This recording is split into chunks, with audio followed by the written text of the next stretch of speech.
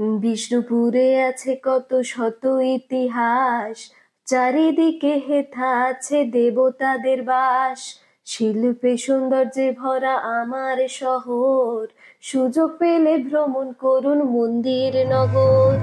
শৈশায়নের গল্পে আজ শহরের রোমাঞ্চ, স্থাপত্যে জগৎ সেরা আমাদের রাসমঞ্চ।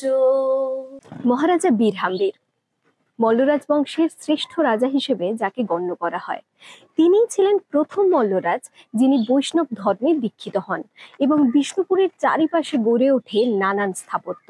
সেই কারণে আজও বিষ্ণুপুর ওয়ার্ল্ড হেরিটেজের মানচিত্রে নিজের জায়গা করে নিয়েছে। এক অনন্য এবং ভারতবর্ষ তথা সারা বিশ্বের অন্যতম মিস্টেরিয়াস আর্কিটেকচার এই রাসমঞ্চ।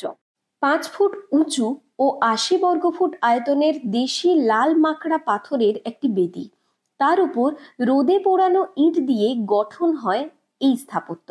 মন্দিরের ইটগুলিকে গাঁথা হয় প্রচুর পরিমাণে চুন, গাছের আঠা, কাদামাটির মিশ্রণ এবং সুরকি দিয়ে। মন্দির তৈরি হওয়ার পর সৌন্দর্যায়নের জন্য ইটের ওপর গাঁথা হয় টেরাকোটার আচ্ছাদন। মন্দিরের গায়ে বসানো হয় টেরাকোটার ফলক এবং পাথরে খোদাই করা নকশা মূলত রামায়ণ মহাভারতের কাহিনী, রাধাকৃষ্ণের আখ্যান, পশু পাখি, ফুল ইত্যাদির চিত্র তৈরি হয়।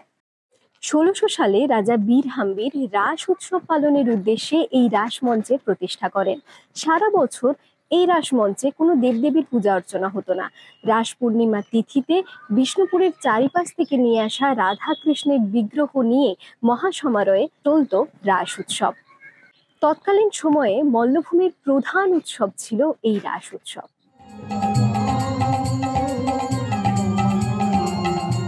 বিষ্ণুপুরবাসী রাস উৎসবের সেই ধারাবাহিকতা আজও বহন করে চলেছে।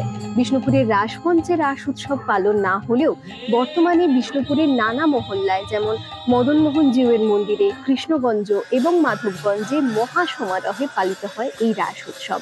সমগ্র বিগ্রহ সমূহের সম্মিলিত আরতি, মহাপ্রসাদ বিতরণ সবই মল্লভূমির প্রাচীন প্রথা। আজও সারা শহর মেতে ওঠে কৃষ্ণ নামে।